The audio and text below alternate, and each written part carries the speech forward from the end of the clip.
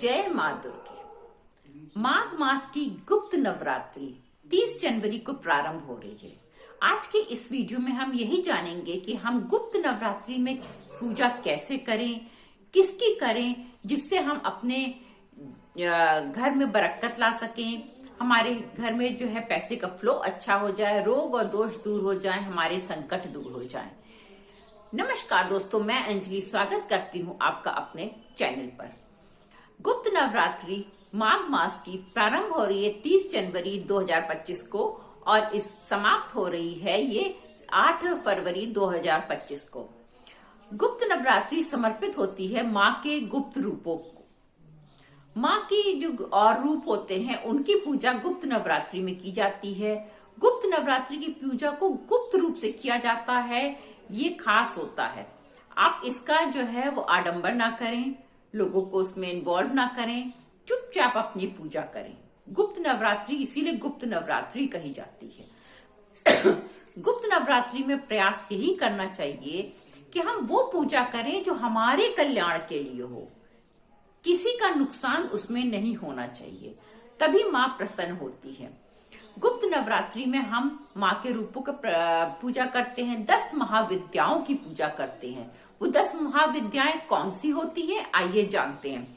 10 महाविद्याएं होती हैं काली, तारा, छिन्नमस्तिका, षोडशी, भुवनेश्वरी, त्रिपुर सुंदरी, धूमावती, बगलामुखी, मातंगी और कमला। इसमें सबसे ज्यादा जो लोग तंत्र मंत्र की पूजा करते, क्योंकि तंत्र मंत्र को समर्पित होती है गुप्त नवरात्रि सबसे ज्यादा, वो लोग माँ बगलामुखी की पूजा करते हैं। अब माँ बगलामुखी की पूजा बहुत ही सिद्ध पूजा होती है।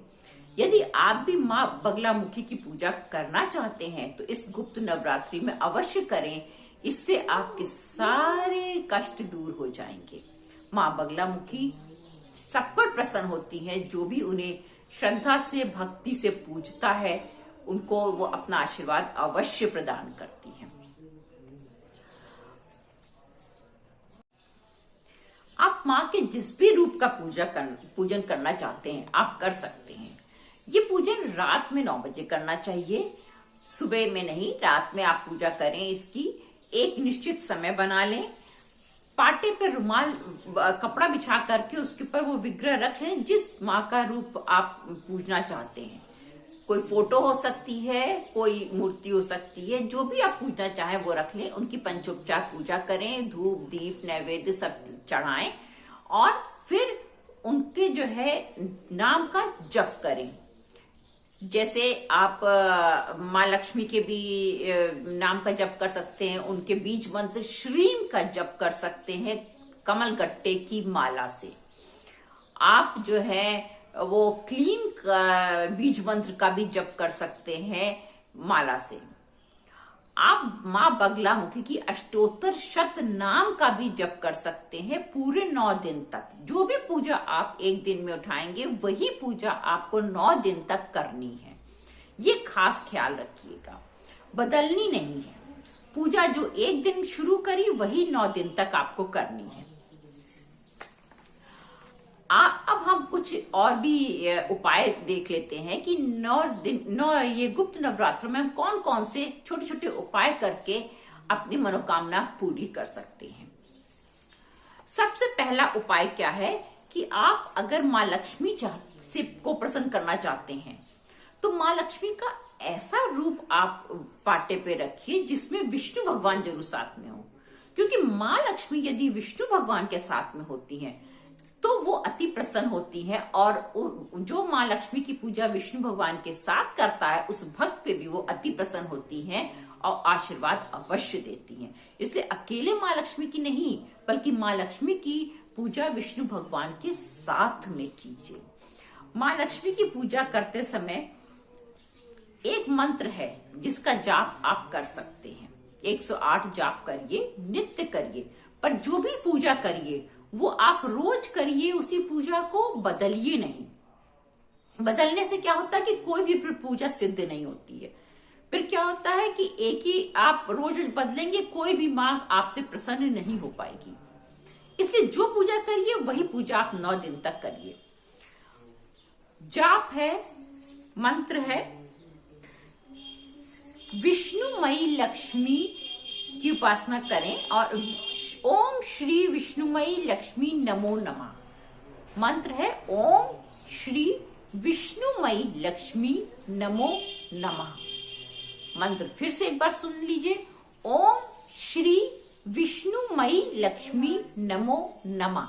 बहुत ही आसान मंत्र है।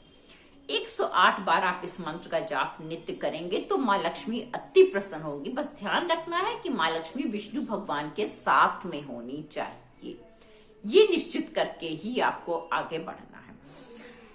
फिर एक और आसान सा उपाय है कि आप माँ लक्ष्मी के वो बगलामुखी के अष्टोत्तर शत नाम का पाठ करिए और माँ बगलामुखी को जो मैं सामग्री बता रही हूं उसको मिला करके भोग लगाएं और उसका फिर प्रसाद बांट दें। अपने घर के लोग को ही बांटें, बांट के सब लोग खा लें।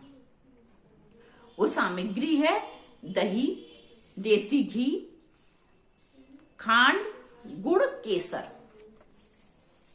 दही, खांड जो देशी खांड होती है, चीनी होती है, गुड़, केसर, इसको मिलाइए, इसका भोग लगाइए और माँ बगलामुखी के अष्टोत्तर शत नाम की माला करके और तब ये भोग आप अपने परिवार में बांट दीजिए। परिवार के सब लोग इसको ग्रहण कर सकते हैं।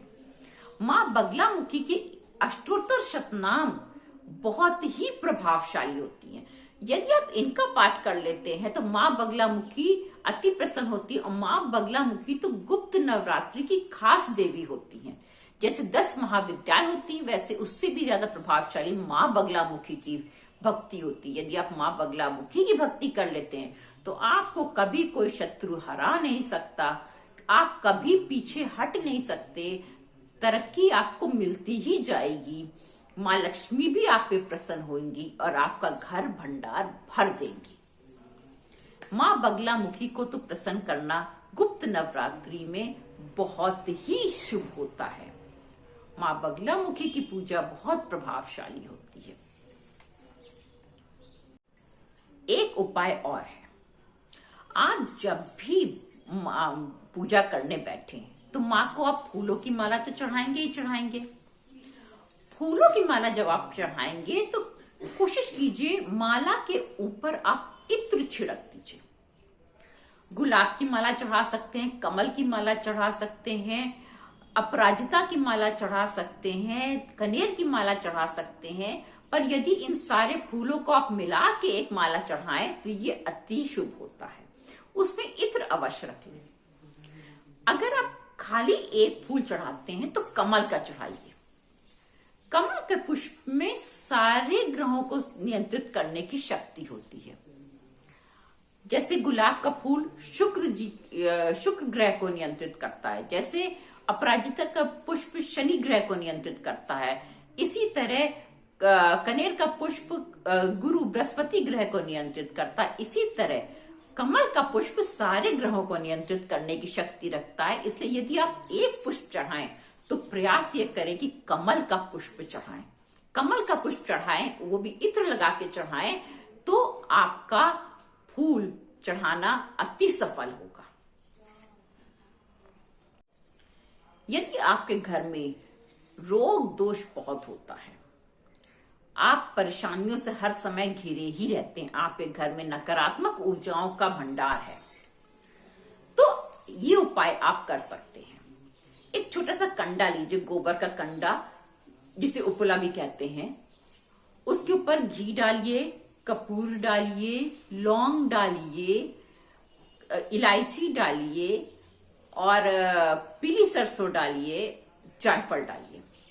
ये चीजें आप उसके ऊपर डालिए और उस कंडे को जला दीजिए। जला करके पूरा जल जाने दीजिए, उसका धुआं पूरे घर में हो जाए। 9 दिन तक ये काम करना है गुप्त नवरात्रि में। 9 दिन तक यदि आप ये काम कर लेंगे तो आपके घर की सारी नकारात्मक ऊर्जा निकल जाएगी, घर बहुत शुद्ध हो जाएगा, माँ की कृपा आपके घर पे अवश्य हो जाएगी। ये छोटे छोटे उपाय करके आप गुप्त नवरात्रि को विशेष बना सकते हैं, अपने पक्ष में कर सकते हैं, परिस्थितियों को अपने लिए भला कर सकते हैं, अपने परिवार के लिए भला कर सकते हैं, माँ को प्रसन्न कर सकते हैं। गुप्त नवरात्रि वैसे भी माँ को समर्पित होती है। यदि माँ प्रसन्न हो गई, उन्होंने आशीर्वाद दे दिया, तब तो फिर बल्ले बल्ले ही होती है। कोई भी चीज, कोई भी नकारात्मक ऊर्जा आपको छू नहीं सकती। इसलिए इस गुप्त नवरात्रि को विशेष बनाइए, माँ की भक्ति कीजिए, उनका आशीर्वाद प्रदान कीजिए, प्राप्त कीजिए। और यदि ये जानकारी आपको पसंद आई हो तो मेरे वीडियो को लाइक करना मत भूलिएगा, चैनल को सब्सक्राइब कीजिएगा, ताकि और भी ऐसे ही अच्छी जानकारी वाली वीडियोस आप देख सकें और अपने जीवन को खुशहाल बना सकें। स्वस्थ रहें, मस्त रहें, खुश रहें। जय।